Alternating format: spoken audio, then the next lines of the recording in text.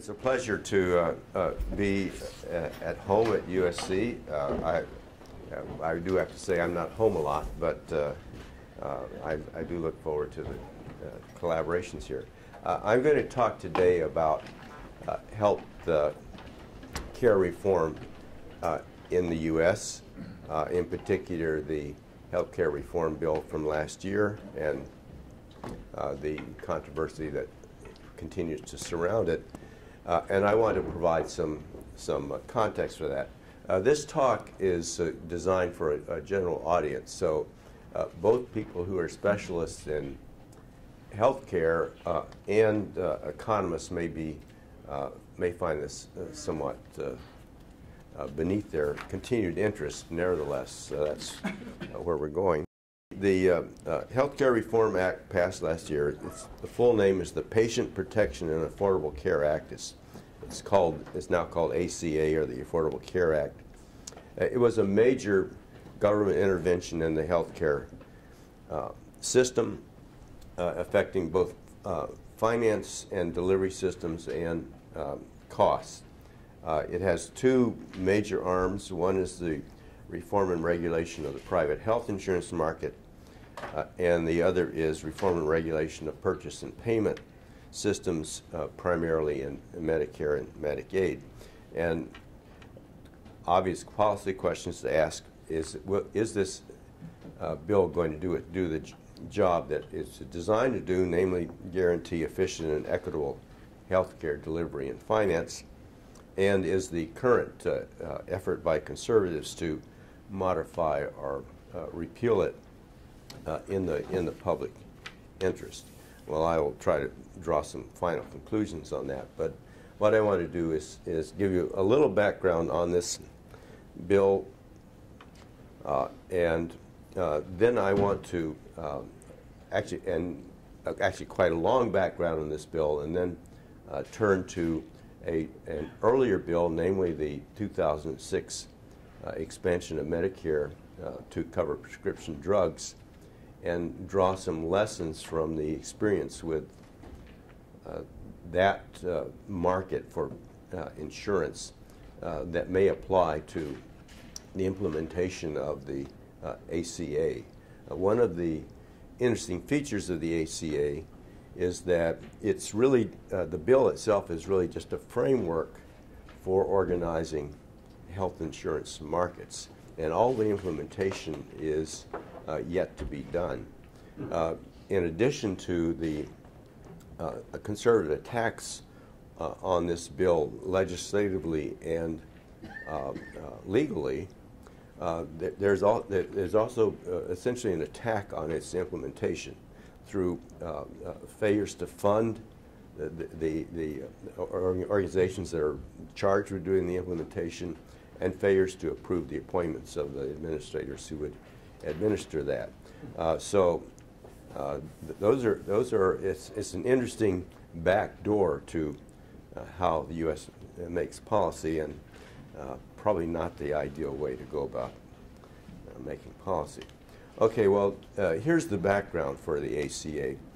Developed countries other than the U.S. have for a long time some form of national health care or compulsory health insurance. Germany in 1889 and Great Britain beginning in 1911 are examples. Proposals for social health insurance in the U.S. date back to Teddy Roosevelt in 1912. The AMA, despite the fact that they initially supported some form of compulsory insurance, later changed their minds, and they have been an effective force against social health insurance in the U.S. In 1965, there was finally passed the Medicare Medicaid bill as part of Lyndon Johnson's Great Society program, and there have been since then a substantial number of small changes in these bills. The major changes were the addition of prescription drug coverage for seniors in 2006 and the 2010 ACT Act. Now, what does the ACA? What does ACA do? First of all, the Act itself is modeled after the 2006 Massachusetts health plan, which is a ostensibly compulsory health insurance plan for residents of Massachusetts. In the ACA, the key provisions regulate the health insurance market and attempt to bend the curve on rising healthcare costs. And this slide lists some of its key features, such as creating health insurance exchange is for the uninsured, mandating insurance and having a penalty for non-enrollment. That penalty is a breathtaking $12 a year. It requires large employers to provide insurance or pay a penalty, and that is a substantive restriction. On the cost side, it has cost-limiting provisions which would work primarily through expanding a gatekeeper care and restricting the gate to specialists. Changing incentive payments so that payments to providers are based more on the risk-adjusted product that they produce, namely the health of the people they treat, and some attempt to regularize practice around the country in terms of what are effective therapies and under the conditions under which they should be used.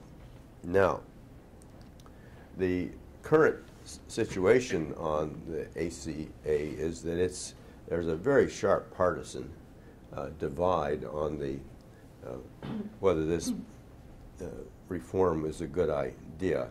The debate, as you are well aware, has been framed in ideological terms based on starkly different views on the role of government. And as a result, people's political identification seems to be the primary determinant of whether they think this bill is a good or bad idea. If people are asked about what provisions of the bill they particularly like or particularly dislike, they generally have no idea what the bill actually does. I would describe the two partisan views. First of all, the red view, which could be characterized by the New Hampshire state motto, which is live free or die. The idea being that get the government out of my life, get the government out of my Medicare. As you know, you've heard that line. But the priority of individual freedom is absolute, or certainly a very high priority. There's distrust of the alternative. So the simple philosophy is government bad, markets good. It's well characterized by a quote from Senator Shelby, which says that the health care plan is the first step to destroying the best health care system the world has ever known.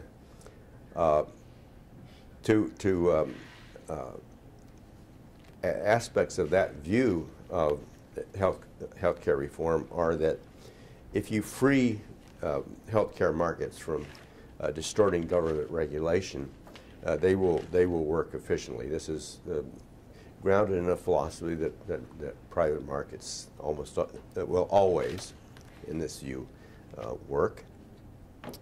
Equity is not something the government should be worrying about, and if to the extent that anyone concerned with equity, it should be handled through local option and so forth. And finally, consumer-directed health care, which is essentially the idea that you make the consumers acutely aware and sensitive to the cost of health care, will lead to the right levels of innovation and to cost efficiencies. Now, the alternative view is that the motto becomes live free and die, that if you If you don't have some kind of social control over health care, then you're going to have people are going to die earlier from it. And that's characterized by Senator Whitehouse, quote, "The business model of the insurance industry deserves a stake through its cold and greedy heart," which does not, seems to put the blame of this squarely on greedy businessmen and not on anything systemic with health care. Another quote, which actually quite a moderate quote, is as if Americans enjoyed better health and longevity than people in other countries, it might be reasonable to argue that our excessive health care spending is simply a rational consumer choice. But, and it goes on, that's a quote from Mitt Romney, who I identify here as a rhino. I think that's how he'd be considered these days. And he, by the way, was behind the Massachusetts health care program, which was the model for the ACA, but he has not endorsed the ACA. So those are the two extreme views, and I'm going to talk about what the real situation, particularly the economic situation, is in this market. But an implication of these views is that there is a real division as to what should be done next. From the proponents of ACA would like to see it expanded. In many cases, they'd like to see it converted to a single-payer system, one with more government, direct government involvement in healthcare. And the opponents would like to see it repealed, and perhaps just go back to the status quo ante, or perhaps do some modifications such as individual health savings accounts. So there's a huge partisan divide on where we should go. So a natural question, I think, for an academic policy audience is, did the U.S. really need this ACA or something like ACA for government regulation of healthcare? And I will talk about that in terms of some history and projections of U.S. health costs and U.S. health outcomes, and some of it will involve international comparisons. So first of all, in terms of the cost of health care, here is a figure which simply goes, gives the health expenditure in the U.S. This is estimates from the actuary of CMS, endorsed by the CBO. There's nothing particularly controversial about these. And total, public, and Medicare. And what you see is an inexorably rising share of healthcare. Healthcare costs have been rising about 2% faster than GDP over pretty steadily over a 50-year period. And so this ratio creeps up. If it continues at the historical rate, then healthcare will reach 30% of GDP in 2040. And that's not accountingly possible in accounting terms, but it will reach 100% of GDP by 2096. So something has to give. Now, the public components, Medicaid and Medicare, have also grown at about the same rate, but the expansion in healthcare is not really driven by government expansion of healthcare, even though the government has gotten more involved through the expanding Medicare. But private health care costs have soared as well. And by the way, virtually any policy alternative that has been considered, with the prior law, ACA, the Republican health savings accounts, virtually anything that has been brought up, does relatively little to bend this curve. So there is a fundamental issue of whether this increase in health care as a proportion of how we how we spend our income is appropriate or inappropriate. On one hand, you could say that staying alive is the ultimate luxury good. So we're a wealthy country. As we get more wealthy, it's not nonsensical that we would spend more and more of our income on healthcare. So that may be a natural thing. On the other hand, I think as an economist, you can say that to have 40% of the GDP produced by a sector that has some serious dysfunctionality is not a recipe for a healthy society and our healthy economy. And so pretty much independent of where you are in the spectrum between the far left and the far right, this is a problem which really is too serious to be a partisan issue. Dan, I don't know if you're taking questions. Well, for anybody but you, Dan. Just one thing, in 1997, the Balanced Budget Act was passed, and if you look at your curve, there's a lot of flattening out. So yeah, it's not rocket science, some of the things you might do there. They clamped down on payments to providers, and things were flat for a while. And then the providers got angry, and they let them go up in 2002, or I think 2001. Oh, I think the answer is there are technological ways to tackle this industry, and of course some of it's in ACA, and some of it's what I'm going to talk about today. If you ask what are the big drivers of increasing health costs, the number one is medical technology. Medical technology keeps getting better, I guess, in terms of health outcomes, but it also keeps getting more expensive at a very rapid pace. And what's unfortunately characteristic of health therapy innovations, health device innovations, is that there's really no strong push to make them less expensive. In fact, that's one of the perversions of the incentive system, is that sometimes making a device cheaper is disadvantageous to you. So that's one area in which it would be rather natural to think about trying to alter the system and bend the curve. Okay, now one comment I think that's useful to make is that the U.S. has been leading all the rest of the world in terms of rising healthcare costs as a proportion of GDP, and also spending in terms of purchasing power parity. But everybody's going up. Everybody all around the world is going up, and that again is essentially driven primarily by technological innovation in health.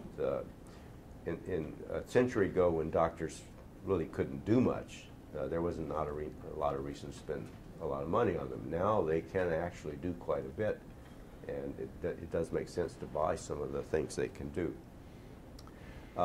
By the way, people talk a lot about the baby boomers and the baby boomers getting old, and how that's making all of this a lot worse. Well, it does make Medicare a lot worse, but most of this increase is not driven by aging per se. Aging has an effect, but I don't have the exact number. It's like 10 or 15% of the total increase in healthcare costs is coming from increasing numbers of elderly, increasing proportion of elderly.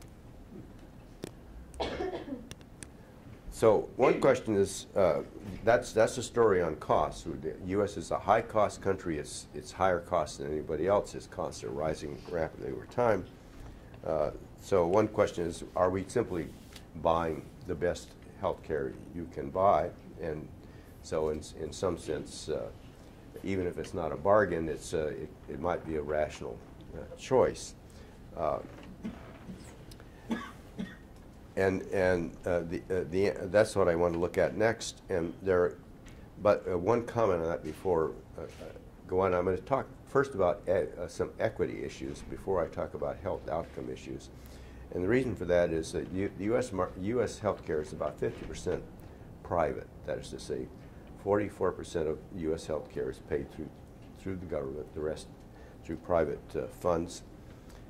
And that's the highest number among the developed countries. So one could ask, how does the fact that we have such a high level of private system, by the way, 44% isn't all that low either. I mean, healthcare is not really a totally private enterprise almost anywhere. But the question is, do we have something in this country which is essentially kind of a dual system in which the wealthy who can afford it are able to buy insurance, they get their health care costs covered, and they get good quality health care, and people who are not in that situation get poor quality health care? Well, it's an issue. There is one clear phenomenon that's going on, which is that private insurance premiums have been rising much more rapidly than incomes. Here's a chart which shows, this is the poverty level. So that's kind of a measure of the income level for the poor. And ignore these percentages. They're not very, I don't think they're so useful, but just to look at the shapes of the curves, and here's the premiums. You see the premiums are just rising much more rapidly than the poverty level. What that effectively means is that private health insurance is to a greater and greater degree pricing itself out of reach of poor people. Now, that shows up, actually not as strikingly, but it shows up in terms of the percentage uninsured.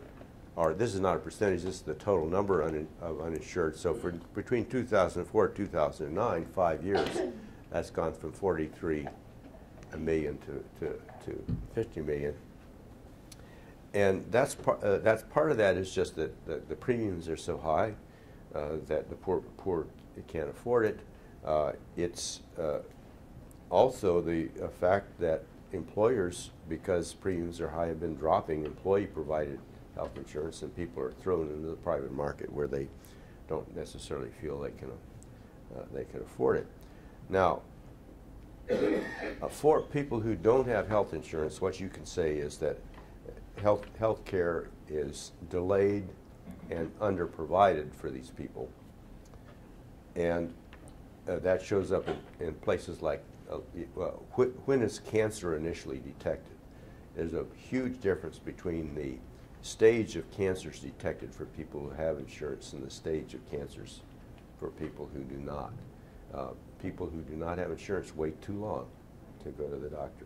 That doesn't mean these people are cheap in terms of health care, because when they do require care, they tend to be in some acute condition, and they go to a hospital emergency room. They often can't pay the dollars there, and in the end, the public pays for that through Medicaid reimbursement of hospitals and through higher premiums for everybody.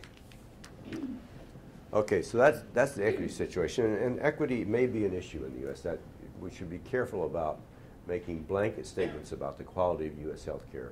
It may be that it's just a bifurcated system in some respects. But if you look at health outcomes, the situation is somewhat discouraging. This black curve is encouraging. From 1960 to 2010, 50 years, life expectancy, this is average for both men and women, has gone from 69 up to about 77 years. So life expectancy is going up steadily. That's good. That means that something is working right in the healthcare system. That's the thing that's primarily working right is lower infant mortality.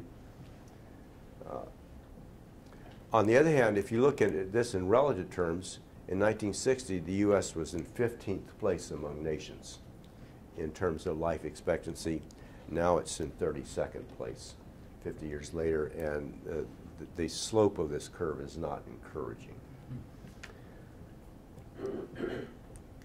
Here's a table. It has a lot of numbers in it, so I'm not going to try to go through it in detail, but it compares the U.S. with a series of other developed countries, Switzerland, Canada, Germany, France, Great Britain, Japan, and then 4 developing countries, Brazil, Russia, China, and India. Here's the spending per capita on health. This is as of 2005. The U.S. $6,000, next highest Switzerland at $4,000, and on down from there. So you see again that we are paying a lot.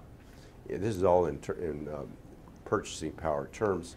We're paying a lot for our health care. We have a fairly low government share. We have a high ratio of health cost to GDP. But the number that I want to spend a little more time on is that has to do with this mortality rate between ages 15 and 60. You see, we're at 109, and no other developed country is even close to that level of mortality. And we're getting into the same range as China in terms of being able to keep people alive between ages 15 and 60. Do we live just rotten lives? Sorry? Do we live just rotten lives? You know. Well, is this too many Big Macs? I mean, that's probably one part of it. Is it people shooting each other? Well, that's a little part of it, but you know, we have to arm a lot more people to get gunshots to be the primary cause of this mortality rate. We rank 25th among 191 nations in terms of mortality rate between ages 15 and age 60. These people are the people who are they're workers. We've spent money as a society to send them through USC. They go out, they take a high-paying job, and then they get sick and they die. And that's a real loss of investment on our part to have that kind of a failure. So, and the same thing with parents. So, you know, when parents die, it's really a burden on, particularly on the rest of the family. If we could raise our survival rate for this group to that of Switzerland, which is admittedly a high standard, we would save 190,000 deaths a year in the U.S. And I think this is a striking number. This is 4 times the number of people killed in auto accidents per year. It's about the same number as the number of people killed in hospital mistakes per year. Okay, so these are big numbers, and this is probably not achievable because of those Big Macs, but we would think we could do better. Yeah. What do the Swiss do? Well, the Swiss, by the way, Switzerland is an interesting country. It's more homogeneous, although it's not totally homogeneous. It has a system that is almost as private as ours is, all private providers. It has private insurers. It has a state mandated mandatory insurance coverage, which is pretty carefully monitored by the state, and so that everyone is covered. They're required to have it, and the health economists in Switzerland who I talk to say that it's a system that works pretty well, although it is a constant battle to keep that market balanced and working properly. So perhaps a lesson from there is Switzerland might be the model that's closest to where the U.S. seems to want to go in terms of maintaining a largely private system and just getting some kind of effective regulation of the market. And even then, it's really challenging to do the policy and regulation correctly. Okay, so one question is, if we're not getting the best outcomes, we don't get the highest life expectancy, we get a lot of mortality among prime age people. Why is that so? What is it that's costing us so much money? I'm going to show you a couple of charts, and these are the things I'm going to cover in sequence, so I'll just go directly to those. You might ask, well, do we hospitalize people more, or do we keep them in the hospital longer than other places? And is that the reason that our costs are so high? And the answer is no.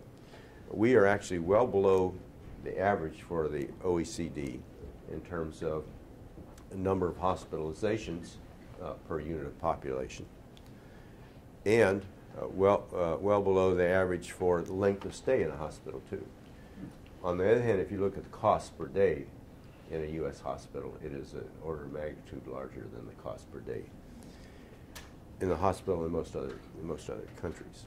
Now, where do the costs come from then? Here's some charts that are going to give you some idea of that. The first one is lives lost from early death due to diabetes. And in the U.S., we're substantially higher than anyone else. Now, some of that may be because we're fatter and more people get type 2 diabetes than other places, but a lot of it has to do with failures of preventative care. Wouldn't that work the other way? Sorry? Wouldn't that work the other way? We're getting the marginal, less severe cases, so we should have less years of life lost per case. No, that's per population. No, it's per 100,000. And we have less severe people being diagnosed. Well, we can discuss it, but there's the issue of detection, there's the issue of maintenance and adherence to therapies, and then there's the issue of costs of early death. Another one, coronary bypass operations, very expensive acute care procedure. The U.S. is well above any other country in terms of the rate of coronary bypasses. Okay, well, maybe we need all those bypasses, and this gives us a very high life expectancy. Well, we don't see it in life expectancy, so it's possible and probable that a lot of those are unnecessary procedures. Yes. One thing that always makes it hard for me to understand these life expectancy figures is, I mean, there's some emerging evidence that conditional on a diagnosis, life expectancy is higher in the U.S. I know that's the case in cancer, for example. And that points the finger at I think the story that you're in the process of telling about prevention. I mean, it could be the explanation is that we're much worse at preventing disease, even though we're a little bit better at treating disease. Is that, if assuming that that's the case, that the conditional on getting sick life expectancy is a bit higher, how would you put that fact together with the other elements that you present? Well, so the statement from Dries was that we seem to be the evidence seems to be that we're worse at preventative care and maybe better at acute care, and I think the answer is that that's true, and that's almost certainly directly related to the way we pay providers. Primary care providers are rather poorly paid. Because payments tend to be per procedure, and if you just go to see your doctor about indigestion or something like that's one procedure. You go have a surgery and you got a dozen different procedures. They all get money for that. So what happens is that the system tends to put its best people and its most effort into giving effective acute care. So aside from hospital mistakes and things like that, we actually do very, very well on acute care for people who can afford it, who are insured. And where we do particularly badly, well, we don't do well on detection, but I think where we do particularly badly is that when people have a chronic condition, the incentives are poor for making sure that condition is monitored, and people adhere to therapy. Provided with therapies, they adhere to the therapies and they avoid the acute or delay the acute hospital visits down the line. Another area where the U.S. is way out of an outlier compared to other places is in MRIs. And MRIs are very expensive procedure, as you may know, and we are about 3 times the OECD average in terms of MRIs. Again, this is almost certainly a result of the way we reimburse procedures. I was talking to a knee surgeon who said he actually had an exact number. He said in 92% of cases, if I talk to the patient for 20 minutes, I know exactly what the surgical procedure is needed for them. I wouldn't have to do an MRI. But no one will pay me for the 20 minutes. And the insurance companies, if I just prescribe an MRI and the patients think it's the best thing, then they get a $1,500 MRI instead. So I think that is one of the kinds of places where there's just no real sensitivity to cost in our system. So who's at fault for all of this? Is it greedy and responsible manufacturers, insurers, and providers? Is it consumers who eat Big Macs and fail to look after themselves? Is it government interference in private markets and bungled regulation? Are there systemic failures in private health markets? And the answer is yes. All of these seem to play some role, but particularly the last two, I think, are actually serious contributors to the dysfunction of our healthcare system. So government bad and market bad. Sorry? So you're in the government bad and market bad. Yeah, I guess that's right. That would be Join Romney, right? Yeah. fair enough. So let me say a little bit about what the things that can go wrong. First of all, just a picture. Everyone, I think, understands this at a fairly detailed level. You've got an industry healthcare delivery system where these things are rarely integrated, and also there's a lot of fractionation among providers, and the incentives that flow through this system are not necessarily inconsistent from one place to another. So when I talk about what can go wrong, I'm going to come back and refer to providers, patients, and third-party payers. So what can go wrong? There may be failures of rational decision-making. That is to say, the assumption that consumers faced with the full price of what things cost will make the right decisions is probably too strong.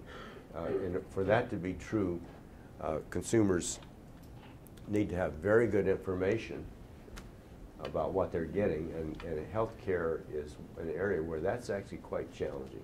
It's quite challenging to know if I get a bypass stent, what am I actually buying in terms of improved quality of life and additional years of life support.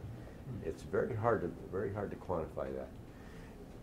Consumers' rationality is weakest when things that are distant in the future and uncertain have to be factored into the utility calculus, and people make a lot of mistakes on that. And there's some evidence that people buy health care the way they buy wine. They look for the most expensive item they can afford on the grounds that more expensive must be better. And the issue is that unless you have good information, that may be actually being empirically a true relationship, but that's not a good way to have consumers give signals to the market. The second possibility is that there are real problems with the market as opposed to the sort of the ideology that private markets always work. And a nuanced economist view is that private markets work a lot, and they're a pretty good way to move stuff around when they do work, but they can go off the rails, and you have to be prepared to try to give some guidance to markets when it's needed, and keep them on track. So what are the possibilities? There's perverse incentives, failures of competition, that is to say just concentrated industries, oligopoly, failures to achieve efficient integration and scale,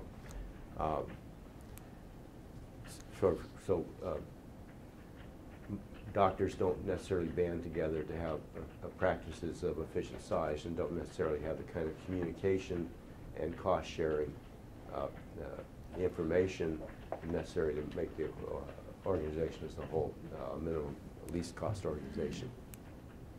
Asymmetric information, adverse selection, this is an issue which has been around for a long time. It was the subject of a very fine piece of research by Kenneth Arrow back in the 1950s. It got George Akerlof and other people Nobel Prizes in economics for exploring the market implications of that. And it is a factor which is serious in healthcare markets and can cause these markets to unravel. Let me begin detailing a little bit of the factors in this list by talking about incentives and where incentives can go wrong.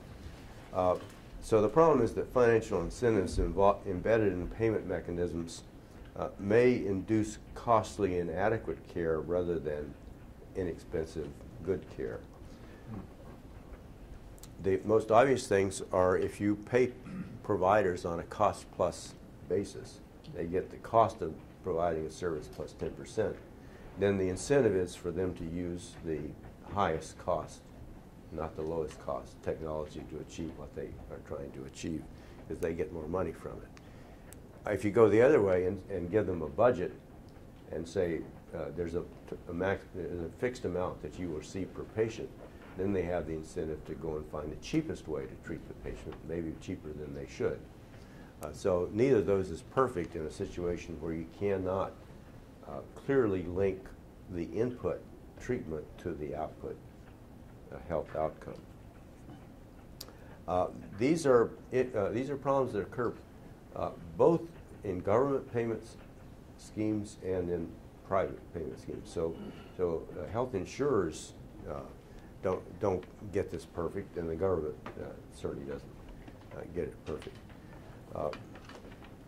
For one example, I think is a good example of the problem of perverse incentives. You may know if you've ever gone to a hospital in an area where your insurance doesn't cover it, that hospital procedures are billed to the uninsured at much higher rates than they are charged to insurance companies. So from the factor 2 up to factor 5. And this is often attributed in the popular literature to the bargaining power of insurers. They say, the insurers have all these customers, they can strike a better deal than any single individual. But that may be a little bit, but it's not. There's actually another reason that's more important and more perverse, which is that hospitals generate large uncollected bill balances from the uninsured. Many of these people can't pay, or they go bankrupt when they try to pay. So they end up with these bill balances. The hospitals then go to Medicaid, the state Medicaid, and they get reimbursed for a portion of these unpaid bills. So and the argument being, with some legitimacy, that they're treating the uninsured people who have to have medical care. And our system says, well, you can't let people die on the doorstep of the hospital. You generally have to bring them in and do something. And so they get reimbursed for this. But the incentive of that is that the hospital wants to have its rates for uninsured patients as high as possible. So when you do your cost accounting to justify your rates, everything goes in. And that's one of the reasons that hospitals have such terrible books. That is, terrible books in the sense that they look like immense money losers, and look like the very last thing you'd want to invest your money in would be a hospital. On the other hand, hospitals are bought and sold at very high prices. So how could that be? And the answer is that the books are cooked, in effect. Now, let's talk about the insurance, medical insurance industry in particular, and how that works. I mentioned before that it's a highly concentrated industry by any sort of standard economic standards. This is an industry which would be called for U.S. Department of Justice oversight for monopolization and things like that. So that's potentially a problem in the industry. A second problem is one that I've already alluded to, which is that the product that you buy when you get health care is better health in the future, maybe. And it's very hard to relate that to what you actually pay for, which is some particular therapy. And so there's a problem with getting incentives, compatible incentives for these provision of these services. There's also a problem of moral hazard, which is that patients may ask for unneeded services. Providers may provide unneeded services simply because somebody else is paying. A last problem, and I mentioned that before, is adverse selection. The idea is that the more risky you are as a buyer of insurance, the more you're likely to collect benefits, and therefore the more you'd be tempted to buy that kind of insurance. So what would happen is that people who see it as something they're likely to get good returns from are going to tend to buy these policies, and in a voluntary market, those who think they're going to stay healthy will tend to not buy those policies. So here's a description, a better description of adverse selection. First of all, the normal situation in economic markets is that you may have different consumer needs and tastes, and you may have a variety of different kinds of products in terms of their qualities, but as long as all that's publicly observable, then the market can price, sort, and match these variations efficiently. And product choices made by consumers will, in fact, yield demand signals that foster efficient resource allocation. So these kinds of heterogeneities, if the market can observe them, are not a barrier to use of markets for resource allocation. That'll work as well in a insurance market, provided no one has private information. But if consumers have private information, then they will either buy or not buy, depending on what they think their chances are of getting a lot of money back. And if the insurers have private information or can acquire at a cost information, then they may use it to pick over the customers, get rid of the ones that look like lemons, and pay particular attention to the ones that look like a really good customers. And what will happen if the market is really working well, then underwriting will handle all these problems so that a person will legitimately pay more if they are more likely to have require benefits. On the other hand, if there's any asymmetry in the information that buyers or sellers have, then that can lead to this kind of situation that I described, with consumers sorting themselves out in a way which is bad for the business. One thing that I think is important to emphasize is that these failures of the market to operate efficiently may come from adverse selection. They also can come from regulatory restrictions on underwriting, so that if the government says you have to charge people the same premium whether they have had AIDS diagnosed or not, then and that's a made-up example. That's not actually a government rule. Then what would happen is that premiums have to reflect the fact that some of the customers are going to have AIDS and require very expensive treatments, and the result will be that premiums will go up to such a point that that insurance will look like a really bad deal for people who don't have AIDS, and still look like a pretty good deal for people who do have AIDS. So all those things can cause a market to fail. So characteristics of this adverse selection are costly screening, things like exclusion for pre-existing conditions. The screening itself, because it's costly, means that a rather high proportion of premiums will go to administration rather than paying out benefits, but the companies won't necessarily have a high return on investment. You may get a phenomenon of market unraveling, in which the coverage quality decreases, premiums go up, and more people lack insurance. One way of depicting this is in a way which has actually a little bit of elementary economics in it, is that if you think of coverage as being on a one-dimensional scale from limited coverage to broad coverage, and if you're unhealthy, you'd like to have as broad coverage as possible. And if you're healthy, you'd like to have as limited coverage as possible. Suppose two companies each have their offer plans, Plan A and Plan B. Now, what will happen is that the Plan B will collect all the unhealthy consumers. Plan A will collect all the healthy consumers. Suppose the prices on these are effectively experience-rated, actuarially fair prices, which we're not worried about. Concentrated markets, for example. Well, what will happen then is that the premium for the Plan B will have to be, on experience rating, will be much higher than the premium for Plan A.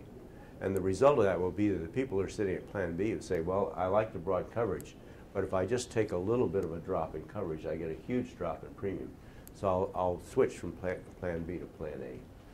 And what will happen then is that Plan B, and particularly the healthiest consumers among the unhealthy ones, would be the ones who preferentially switch.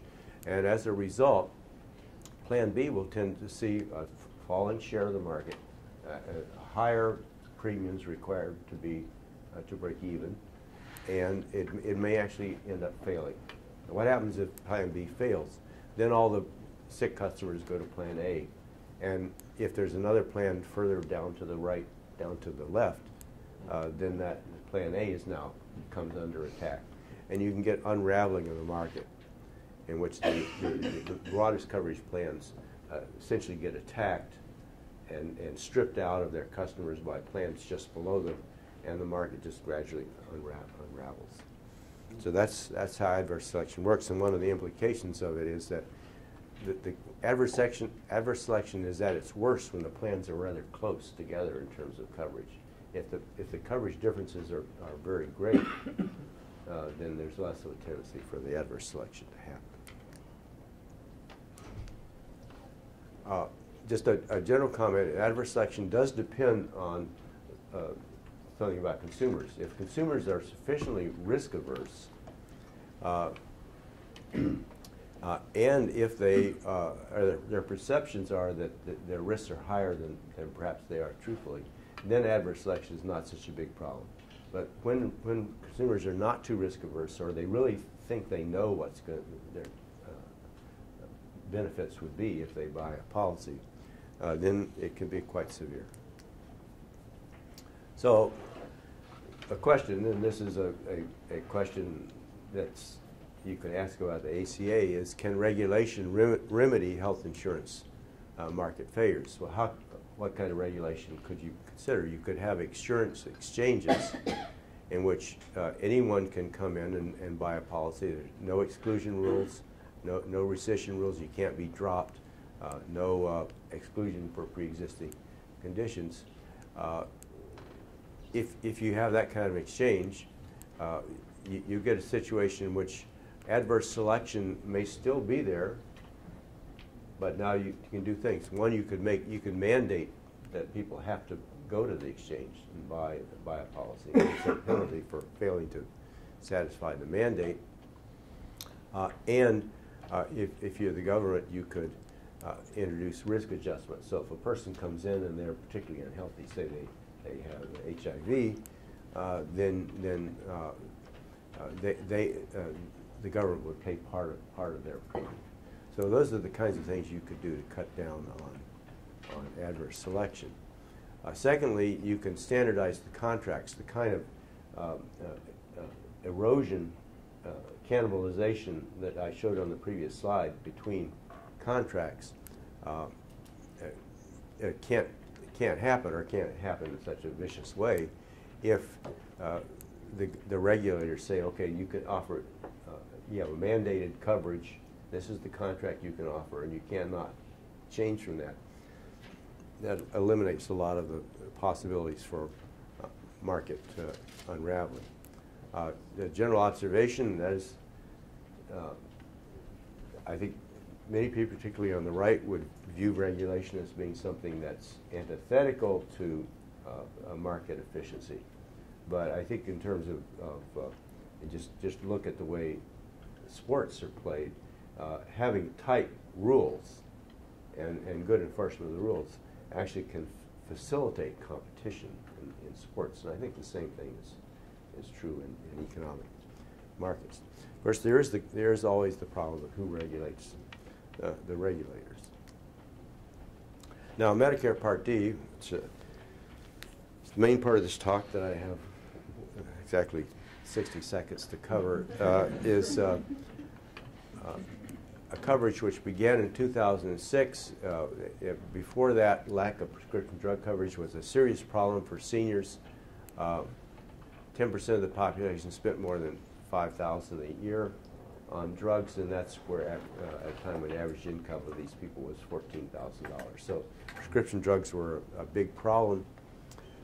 So Medicare Part D was implemented to help these people out under certain mandates. This was a Republican initiative. It limits government involvement in health care. It follows a consumer-directed health care approach, which offers consumer variety and presumes that consumer choice will then induce price competition and drive the market toward efficient allocation. So how is this different from the insurance exchanges? To me, it seems pretty similar, that there's a kind of a standardized plan and private insurers can compete. How does this differ from insurance exchanges? Well, in the exchanges that are coming under ACA, their design details have yet to be worked out. Mm-hmm. So they may either be close to Part D or they may be something quite different. I mean, so there's nothing in the law which requires them to be exactly like Part D. No, but in the sense that they do say that they will have these standardized, I don't know, gold, silver, platinum plan. Private insurers can compete. Poor people get subsidies. It's similar to Part D. Private insurers can compete. There's a standardized Part D benefit, and you get subsidies. If that's carried through, then as I will argue, Part D actually, in many respects, has worked well, mm-hmm. and so one would hope that if you pick up some of the successes there. There are cautions. I mean, one big difference between Part D and ACA is that in Part D, 75% of drug costs are covered through government subsidy, which, by the way, was never funded by taxes. It's just a part of the debt. Whereas ACA is in principle, at least, a balanced budget act. Now, from a standpoint of making the exchanges work and handling adverse selection, all of that, government subsidies are an excellent lubricant for making a market work more efficiently. If you take the subsidies away, the individuals can get a lot more irritated about what they're being asked to do.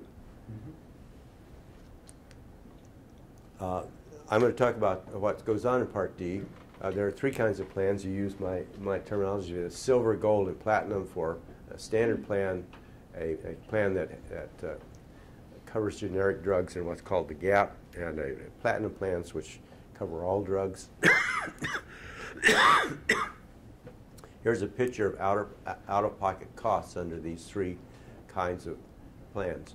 And CMS was given the authority to control what plans are offered in the market. So these were basically the three that they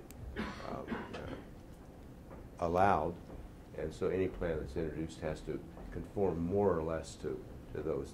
Within within these plans, there's still considerable variation exactly how you do your formulary, what drugs are in the formulary, payment tiers and things like that are something that the plans have some control over. So what are the outcomes? High enrollment rates, 94% of seniors are enrolled in Part D or equivalent. Premiums are lower than anticipated. There's evidence of adverse selection. Platinum plans have disappeared. Gold plans are losing ground. People do use more drugs.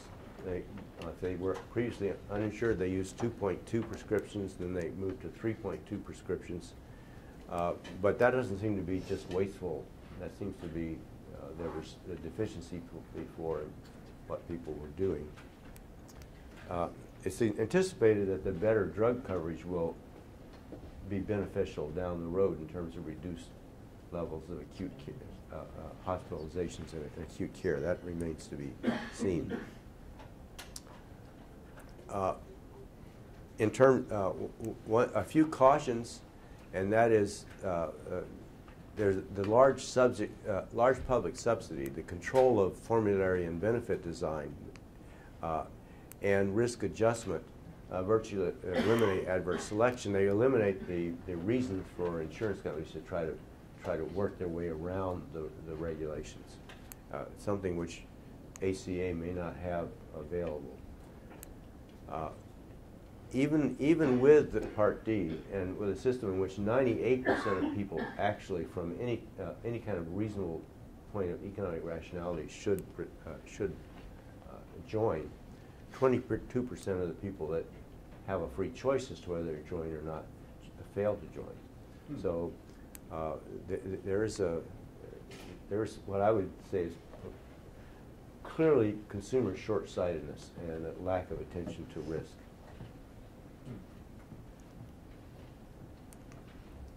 Just a couple of diagrams to back up what these slides said. Average monthly premiums, they went up very quickly for platinum, and then platinum plans were withdrawn from the market. Gold plans have been going up in premium relative to silver plans, which have been relatively stable. In terms of enrollments, say platinum plans quickly disappeared. Gold plans have been losing market share to silver plans. So that's adverse selection in action. Now, how does Medicare Part D compare with the ACA? In Medicare Part D, there are very substantial overall market subsidies for insurers. Those are not present in ACA. Standardized contracts, very important in Part D. It remains to be seen as how complete and effective that will be in ACA. Both will have all comers, no exclusion, no rescission rules. Part D penalties for non-enrollment are stronger than those currently in ACA. So ACA says mandatory insurance, but if you don't do it, you get dinged $12 a year. It's not something that, in fact, it would alarm most people. You get low-income premium subsidies, and those will be present in both. You get risk adjustment in Part D. It's not so clear what will happen in Part A. And in Part D, you get rather tight control of the formulary and benefit design rules and what drugs have to be there, on how many drugs for a given condition have to be in the formulary and so forth. And it's by no means clear in the broader scope of health services what will be required under ACA. So some of the issues for ACA, first of all, just an observation that benefits per enrollee are definitely going to go up under ACA. And that's almost certainly going to require significant premium increases, so that has to be kept in mind. It's going to be a reason the public is probably going to continue to complain a lot about this bill and perhaps attribute their to the bill all of this.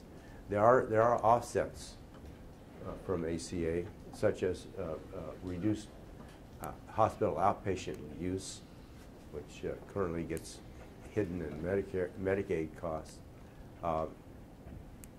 simplified billing and cost control and so forth. And let me just move on. In terms of what's going to need to be done under ACA, redesign of payment systems is a very important part of it, and it remains to be seen what is going to be feasible given the resistance of providers to things that will lower their incomes, and how can these payment mechanisms be implemented to encourage cost efficiencies. A lot of that's still up in the air. Do providers actually have sufficient information to make cost-effective decisions? And one of the parts of the ACA is to provide new standards and information on treatment effectiveness, but we'll see how well that's implemented. And can you change provider culture? There's a provision now for what are called accountable care organizations, which are organizations that will be reimbursed on the health of their customers with risk adjustment for how sick they are when they come in. And that's certainly going in principle in the right direction. How it will work in practice when the effect of a therapy may not be recognized for 20 or 30 years remains to be seen. And finally, there's a need to restructure supply of medical services. This is again a part of ACA. Train more primary care gatekeepers, give them a mandate to do more, and try to restrict the number of people going through the gate and reaching the surgeons. For the patients, one issue is, first of all, how do you get high enrollment rates, enrollment levels, with or without a mandate? How do you reduce moral hazard? Is to essentially make consumers more sensitive to the costs and encourage them to not undertake themselves, ask for unnecessary procedures. And how do you design information systems to provide consumers with the information that would actually allow them to do cost-effective things? For third-party payers, private insurers, but also the government, what can you do? There needs to be regulation of contracts. There may need to be premium regulation. In Part D, that's an elaborate system for making the market for insurance, which is a rather clever and substantially incentive compatible bidding mechanism by the insurers. It would be the lesson seems to be that's worked pretty well there, and would be a good way to run the exchanges as opposed to what may be the current plan, which is simply to have exchanges but let the insurers charge whatever they choose. Catastrophic reinsurance. One of the issues is that insurers have to be brought to the table as well. So it may be tempting for an insurer to back out of this market if they're bashed too hard. And one of the ways you can make it attractive for them is for them to avoid the unlimited liability of people that are really expensive to treat. And finally, for exchanges, how do you avoid cherry picking? So right now, the exchanges are designed so they really will handle only people who are uninsured, are not currently in state-assigned risk pools. So they're going to be they're not by any means a general market for insurance. There is a major risk of cherry picking by private insurers, so that private insurers will still be able to look people over, take only the ones that look healthy, and send all the rest of them off to the exchange. So that means that you may continue to have wasteful screening by non-exchange insurers, and one issue, I think a serious issue, is how to design the exchanges so they do not become a high-cost public dumping ground for private insurers. Okay, well, conclusions in general on conclusions relative to Part D are that that has actually turned out to be a pretty successful market in terms of delivering prescription drug pretty efficiently. The fact that it runs through a private insurance market has turned out, I think, not to be a major barrier to its operation. It does involve a certain amount of regulatory dancing around to keep these firms content and keep them from taking too much out of the public trough. But by and large, that system has worked. Consumers are getting the prescription drugs that they need. There's adverse selection in that market. Choice has been constricted pretty much to a standard plan. The more broader coverage plans have typically gone out of business. ACA will, in fact, change that by 2019. The gap that's currently present in Part D will go away, and in effect, the Part D insurance will then become premium insurance, quote unquote. Finally, what about the issue of repeal or drastic modification of ACA? Is it a good bill as it stands? Does it need to be substantially enhanced to accomplish what needs to be accomplished for healthcare in this country? Would it in fact make sense to go back and start over with something else? And on that, I would say this is now sort of my opinion part of this talk. First of all, ACA is clearly not enough to handle the long-term issue of efficiency of the healthcare system in the U.S. And in particular the government part of that, Medicare and Medicaid. Those are going to have to be revisited in a substantive way. ACA has some effect on these rising costs, or at least if it's implemented right, it will, but by no means enough to solve future problems with Medicare and Medicaid. So whether you have ACA or something else, you almost certainly are going to need something, or you'll be back in a morass. How persuasive are the arguments for repeal? Most of the alternatives that have actually been put forward as alternatives go in the right direction in terms of improving the incentives to consumers and providers. They tend to neglect equity, so these plans will often short the poor.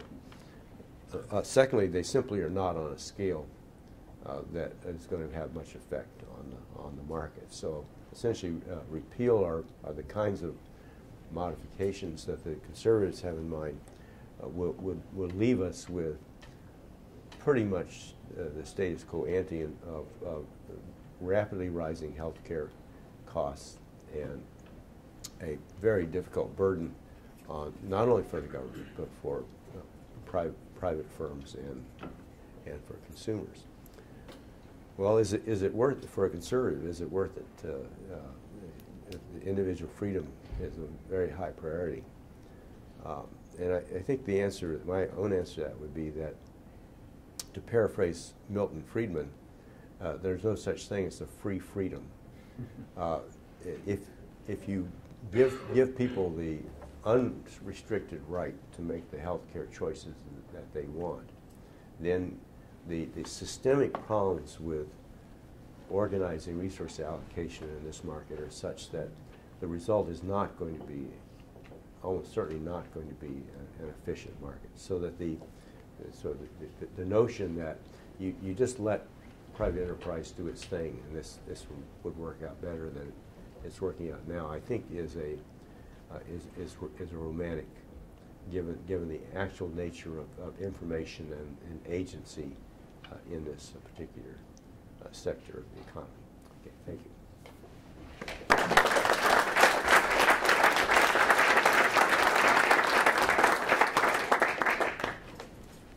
We have a few minutes for questions?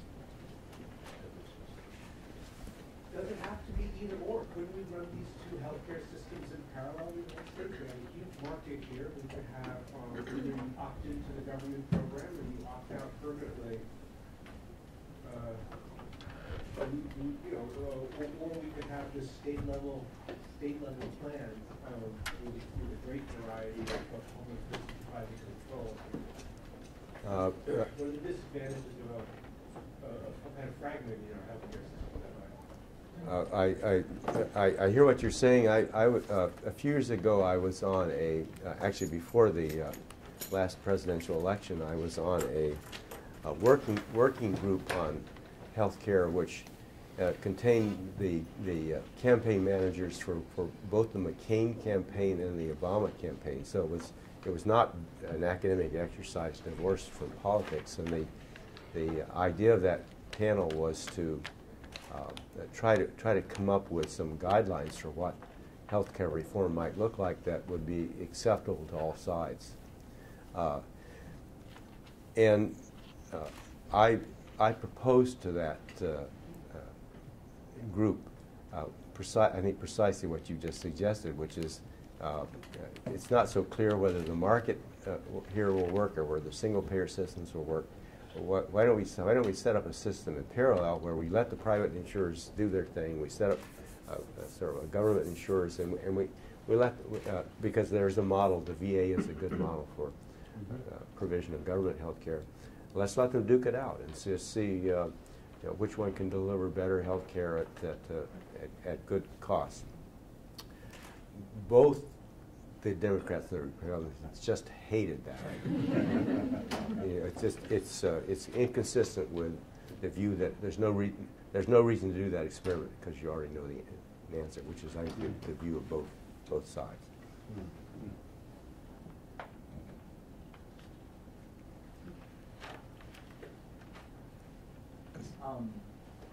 What are your thoughts about Clay Christensen's thesis that there's a imperfection in sort of the industrial organization of the market, and that essentially hospitals are conceived poorly to deliver chronic care? Oh, I would agree with that, that a lot of that is substantially this problem of agency, this problem of that you really don't know what you're buying. It's very hard to get clear lines of sort of market authority where you know what the product is you're buying. You get a quoted price for it, and the payment system makes some economic sense. And I think what happens now is that all of that is pretty well screwed up. It's a lot of it is the fault of Medicare and Medicaid and some of their screwball payment mechanisms. But even if it weren't for Medicare and Medicaid, I think many of these issues would still be there because private insurers also have a problem getting something sensible here. But I don't think there's any question that the way we organize healthcare with primary care physicians, poorly paid primary care physicians who are primarily just open the door to go to expensive specialists, and hospitals that get money only if people come in with acute conditions. The whole thing is designed and fragmented in such a way that no one is seeing the overall cost and the overall benefit of keeping a person healthy. Do you think the ACA will lead to models?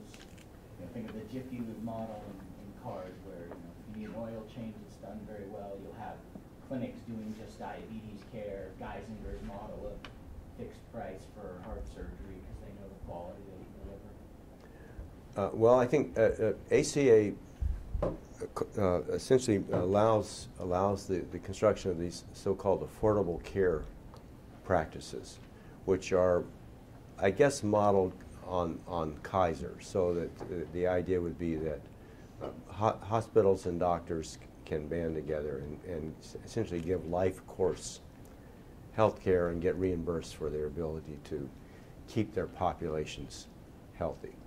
And Kaiser is in the healthcare business. Kaiser is a pretty good organization, one of the more effective ones in health outputs per dollar spent. So if that gets implemented properly, and providers actually join it, I think that it might actually work very well indeed. I get an interesting age divide when I actually talk to providers about these issues. Younger providers and academic MDs often take the view that if they could be in a system where they would be paid a living wage and could just do medicine, they would be happier. You talk to older doctors, and you tend to get more of the "don't let the government step on my turf" reaction.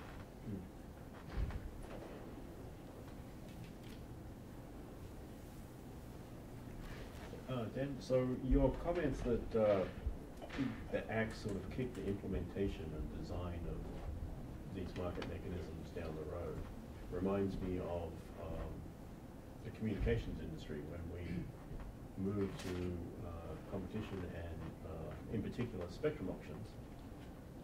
The Act didn't specify how it was to be done, and there was an expert group of about 30 economists who got together, and we had a bunch of conferences and actually came up with the mechanism that the FCC adopted. And,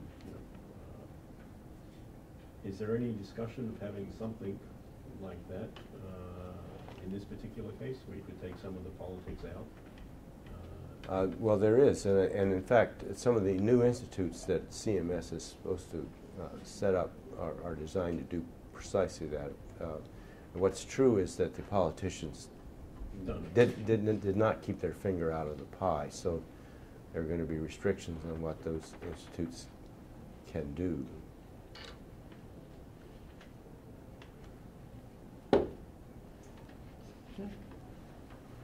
Great. Well, thanks a lot, Dan. Thank you.